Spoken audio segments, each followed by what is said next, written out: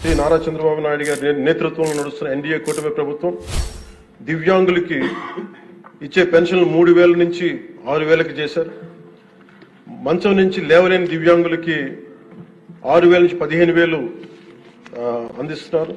సామాజిక పెన్షన్లు 3,000 నుంచి 4,000కి పెంచారు.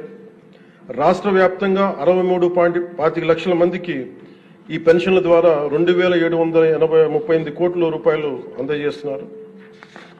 ప్రతి విద్యార్థికి 15,000 రూపాయల చొప్పున 67 లక్షల విద్యార్థులకు సంబంధించి 42 లక్షల తల్లుల ఖాతాల్లోకి నేరుగా 10,000 కోట్లు జమ చేశారు.